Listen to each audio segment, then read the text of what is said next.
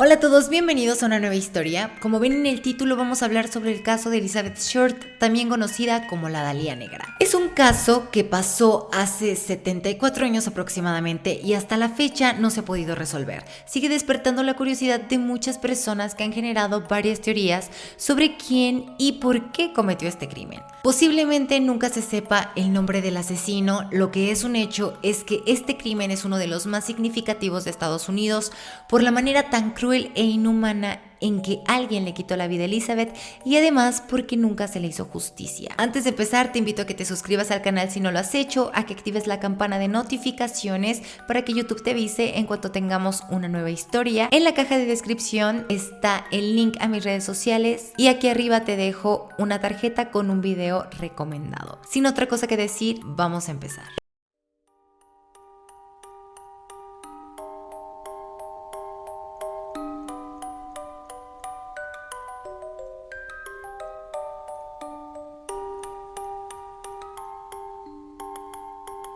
Era miércoles 15 de enero de 1947 en la ciudad de Los Ángeles, California, Estados Unidos. Antes de las 11 de la mañana, Betty Bersinger y su hija de 3 años se dirigían hacia un taller de zapatos por una zona en construcción en Leimert Park. Mientras caminaban, les pareció ver un maniquí tirado en un lote baldío, pero cuando se acercaron un poco más a este objeto, Betty notó que no era un maniquí, sino una mujer. Sintió miedo porque no estaba segura de lo que estaba viendo, así que tomó a la niña y corrió hasta la primer casa con teléfono que encontró para llamar a la policía. Por radio, la estación de policía dio aviso a las patrullas cercanas para que fueran a revisar lo que estaba pasando. Y por alguna razón, algunos periodistas escucharon este aviso y llegaron incluso antes que la policía al lugar. Se encontraron con una escena terrible. Lo que estaba tirado ahí era el cuerpo mutilado de una mujer. Había sido cortado por la mitad justo arriba de la cintura. En su rostro tenía 2 heridas que iban desde la comisura de sus labios hasta las orejas, algo que también se conoce como la sonrisa de Joker, que básicamente es un método de tortura.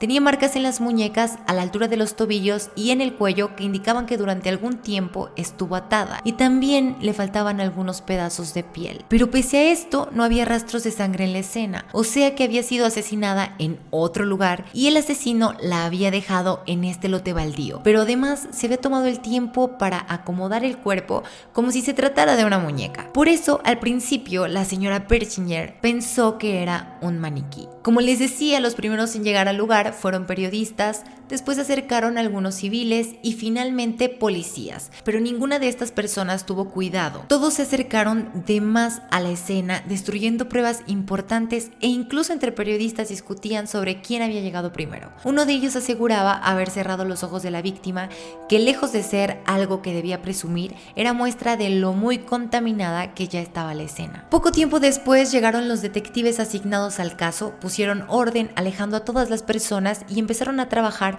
en la identificación del cuerpo. La tecnología en ese tiempo no estaba tan avanzada, así que los detectives pidieron apoyo del periódico Los Angeles Examiner y mediante una máquina llamada Sound Photo, precursora del fax, enviaron la imagen de las huellas digitales de la víctima amplificadas a la sede del FBI en Washington. Compararon las huellas con millones que tenían en sus registros y 56 minutos después encontraron que coincidían con Elizabeth Short, una joven que para ese momento tenía 22 años. Sus huellas digitales habían sido tomadas 2 veces. La primera, después de que se le contrató para trabajar en el campamento del ejército Camp Cooke en Santa Bárbara, California. Y la segunda vez se le tomaron después de que fue arrestada en Santa Bárbara por consumir alcohol siendo menor de edad. Por este mismo arresto tenían fotos de ella que se enviaron a Los Ángeles para confirmar que efectivamente se trataba de Elizabeth Short. Mientras tanto, el cuerpo se estaba analizando por médicos forenses que establecieron como causa de la muerte múltiples golpes que recibió en la cabeza, los cuales le provocaron una hemorragia interna. Al parecer, las mutilaciones se hicieron después de que falleció. El cuerpo había sido lavado cuidadosamente por el asesino, así que no encontraron muestras de ADN que demostraran que había sido violada. Pero además había algo que llamaba la atención, y es que sus órganos estaban casi intactos pese a que el cuerpo había sido cortado por la mitad. Esto sugería que el culpable debía tener conocimiento sobre medicina, porque además supo drenar toda la sangre del cuerpo de nueva cuenta sin dañar la mayor parte de los órganos. Al día siguiente, el caso del asesinato de Elizabeth Short, de 22 años, estaba en todas las portadas de los periódicos. En cuestión de horas, un reportero del Herald Express supo que le llamaban la Dalia Negra. Existen principalmente dos versiones sobre por qué se le dio este apodo. Una dice que la prensa comenzó a llamarla así para cubrir la nota, y otra que antes del asesinato, Elizabeth frecuentaba una fuente de sodas en Long Beach, donde le pusieron este apodo. Ambas versiones coinciden en que se tomó como base el nombre de una película que en ese tiempo estaba de moda, llamada La Dalia Azul. Entonces, como Elizabeth la mayoría de las veces vestía de negro y usaba el cabello de este mismo color, empezaron a llamarla la Dalia Negra. La policía emitió un boletín pidiéndole a las personas que tuvieran información sobre Elizabeth entre los días 9 y 15 de enero que se presentaran a declarar. Mientras que también se estaba investigando más sobre su vida. Los periódicos intentaban conseguir exclusivas sobre el caso y por esta razón un periodista localizó a Pope Short, madre de Elizabeth, que vivía en Massachusetts. Este periodista pensó que darle la noticia a la señora sobre el asesinato de su hija le iba a causar una impresión muy fuerte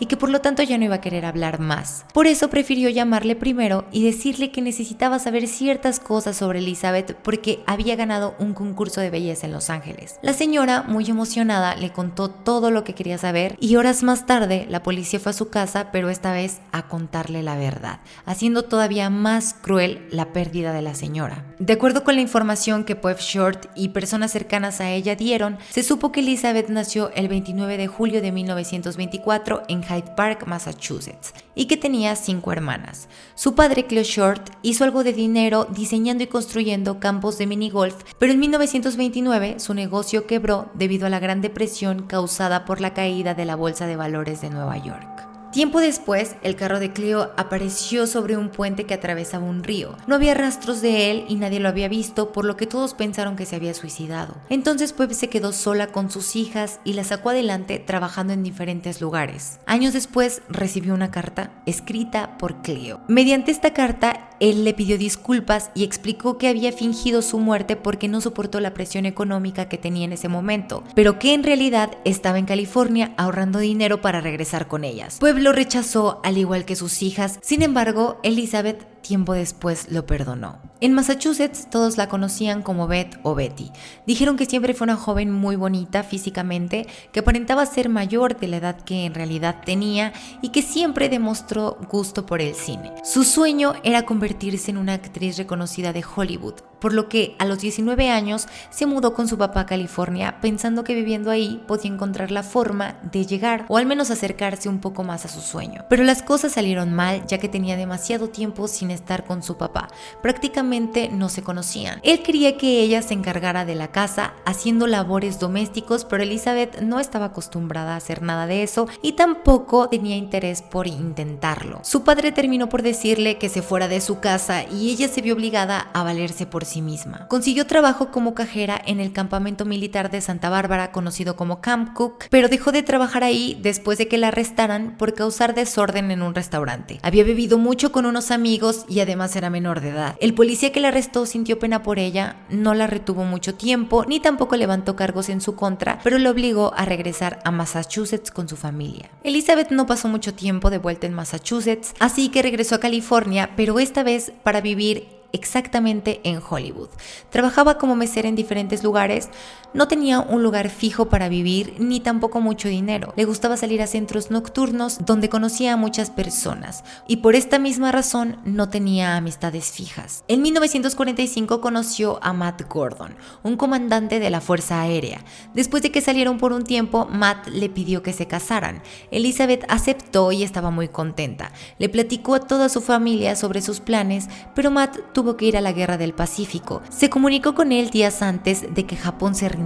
La guerra había terminado, sin embargo, la aeronave en la que Matt viajaba de vuelta a casa chocó y él falleció. Por un tiempo Elizabeth estuvo de luto, le afectó bastante el fallecimiento de su prometido, pero después se mudó a Miami y empezó a conocer a muchos hombres adinerados, quienes con tal de salir con ella le compraban ropa, le invitaban a cenar e incluso se dice que trabajaba como dama de compañía, pero esto es algo que no se sabe con exactitud, porque también personas que convivieron con ella durante sus últimos 6 meses de vida dijeron que no tenía dinero para pagar un alquiler. Dormía en diferentes hoteles, pensiones o casas donde le invitaban a quedarse. Todo Todas las noches salía con hombres diferentes y esto fue algo que complicó aún más saber quién la había asesinado. Aproximadamente un mes antes del asesinato no tenía dónde pasar la noche, así que se quedó a dormir en la banca de un teatro. Dorothy French, una chica que trabajaba ahí, se hizo su amiga y le invitó a quedarse a dormir en su casa por unos días. La madre de Dorothy no tuvo ningún inconveniente, pero Elizabeth seguía saliendo todas las noches, por lo que después de un mes la señora French le pidió que se fuera. No tenía en dónde quedarse y mientras caminaba por la calle, Robert Milley, también conocido como Rojo, iba pasando por ahí. Le invitó a subir a su auto y después de insistir un poco, Elizabeth aceptó subirse. Robert era un vendedor que estaba casado y su esposa en ese momento estaba embarazada, pero se sintió atraído por ella. De acuerdo con él, salieron durante unas semanas, pero su relación nunca llegó más allá de una amistad. Incluso dijo que habían compartido la misma habitación de hotel,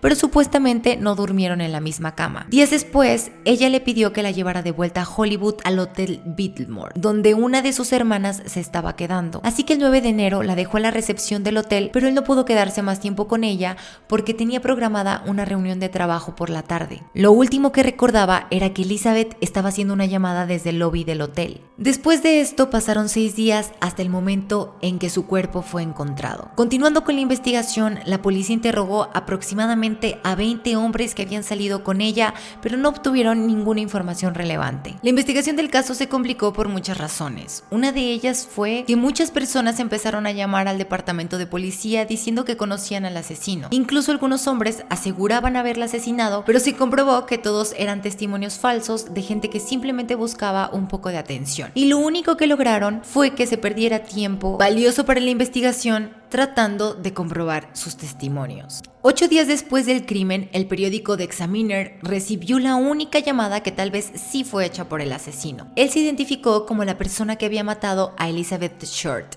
y dijo que no estaba conforme con la manera en que estaban contando la historia. Además, para comprobar que él era la persona que todos estaban buscando, dijo que podía enviar por correo algunas pertenencias que tenía de su víctima. Al día siguiente recibieron un paquete de un remitente anónimo que contenía una libreta de Elizabeth con direcciones de varios hombres, su identificación y tarjeta de seguridad social. Además anexó una carta escrita con recortes y después envió otras, que al parecer fueron en total 13 cartas, pero las mandó a diferentes periódicos. Todas habían sido limpiadas previamente por el remitente, así que no se obtuvieron huellas digitales ni alguna pista contundente de ellas. Los mensajes de estas cartas eran muy confusos. Los investigadores durante mucho tiempo trataron de descifrar lo que supuestamente el asesino quería decirles, pero finalmente no encontraron nada. O sea que posiblemente esta persona solo se estaba burlando de ellos. Durante esos mismos días se encontraron en un bote de basura los zapatos y el bolso de Elizabeth. Este bote no estaba lejos del lugar donde el cuerpo había sido encontrado, lo que aparentemente indicaba que el asesino no vivía muy lejos del lugar. Principalmente se hicieron dos teorías. Una que decía que Elizabeth había conocido previamente al asesino y que este crimen fue un tipo de venganza en contra de ella, y la otra que sostenía que el responsable era un desconocido que la había secuestrado. Basándose en la exactitud de los cortes en el cuerpo, se suponía que el asesino tenía conocimientos sobre medicina. A unos kilómetros donde el cuerpo se encontró estaba la Universidad de California, así que el FBI investigó a todos los estudiantes de la carrera de medicina y de nueva cuenta no encontraron nada relevante. De 192 sospechosos voy a mencionar los 3 que para mí son los más relevantes de este caso. Primero está Robert Milley, que fue la última persona en verla con vida. Se le sometió a una prueba de polígrafo que determinó que no estaba mintiendo, por lo que se aceptó su versión, donde decía que la última vez que había visto a Elizabeth la había dejado en el lobby del hotel. Sin embargo, tenía problemas de salud mental y fue internado años después en un hospital psiquiátrico. Decía que escuchaban voces que le hablaban, por lo que de nueva cuenta se le interrogó, pero esta vez le administraron una inyección de pentotal de sodio, también conocida como el suero de la verdad. Declaró por segunda vez que era inocente, así que se le descartó como sospechoso. Después apareció el nombre de Robert Hodel, un doctor que vivía en Hollywood cuando Elizabeth fue asesinada. Tenía varios amigos que eran importantes dentro del cine, como el director y guionista John Huston. Además de esto, admiraba las fotografías del artista Man Ray. Relacionando esto a la forma en que había sido mutilado el cuerpo de Elizabeth y en la que después se había acomodado en el piso donde la habían dejado, se pensaba que tenía parecido con las obras de Man Ray como Quad Stein y La Jumille.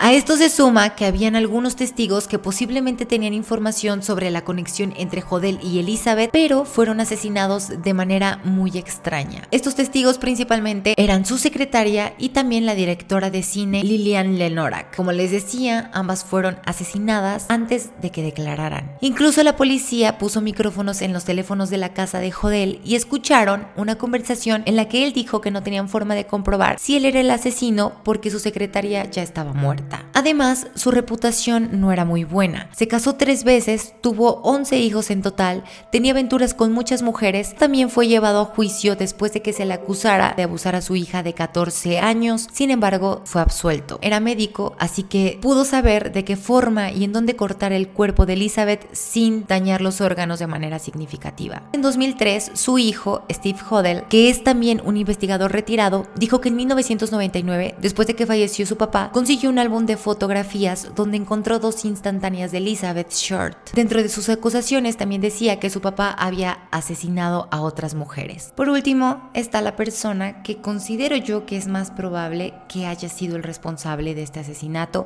que es Leslie Dillon. Para el momento de los hechos, Leslie tenía 27 años aproximadamente. Aspiraba a ser escritor y también trabajaba para Mark Hansen, un hombre rico y bastante poderoso de Hollywood.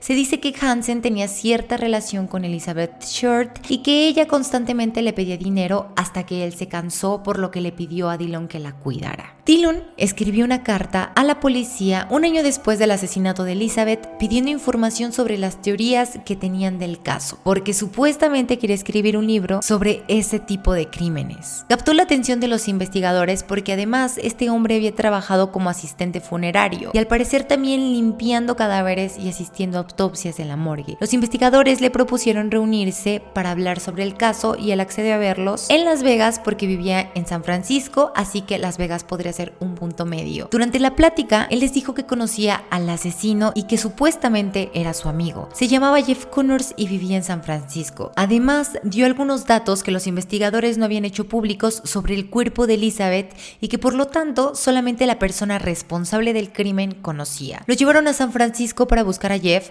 pero no lo encontraron, por lo que supusieron 2 cosas: que Jeff Connors era un personaje inventado por Dillon para hacer frente al crimen que había cometido, o que el nombre de Leslie Dillon no existía y que en realidad se llamaba Jeff Connors. Por lo tanto, el 10 de enero de 1949 lo arrestaron, pero el 11 de enero, o sea, al día siguiente, la policía de San Francisco supuestamente encontró registros de Jeff Connors y dijeron que en realidad se llamaba Artie Lane. No lograron localizarlo, pero con esto se comprobó que Jeff supuestamente existía y que estaba en alguna parte, deslindando a Dillon, por lo que tuvieron que dejarlo libre. Se piensa que Hansen, el jefe de Dillon, tal vez estaba involucrado y al ser un hombre poderoso pudo influir en la investigación, plantando registros sobre el supuesto Jeff Connors que nunca apareció. Por otra parte, se ha dicho que este caso está relacionado al Hotel Cecil, lugar donde ocurrió el famoso caso de Elisa Lam, pero no encontré ninguna fuente confiable que afirmara que el hotel en donde se hospedó Elizabeth Short antes de ser asesinada fuera este, o que estuviera trabajando como la imagen del Hotel Cecil para el momento de los hechos. La mayoría de los libros que se han escrito sobre el caso hablan de que el hotel donde fue vista por última vez Elizabeth Short o la Dalia Negra fue el Hotel Baltimore, que está aproximadamente a 10 minutos del Hotel Cecil. Pero si ustedes tienen otra información o algo que añadir, pueden hacerlo en los comentarios. De esta historia se han escrito libros, se han hecho películas y obras de teatro. Es un caso que sigue despertando muchas dudas. Como ven,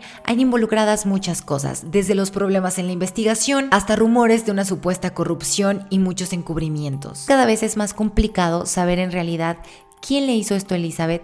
Posiblemente si algún día se sabe quién fue el responsable ya esté muerto, porque este caso, como les digo, tiene muchos años, y si no murió por una enfermedad, simplemente murió por viejo. Si te gustó el video, dale me gusta, no te olvides de suscribirte si no lo has hecho y nos vemos en otra historia.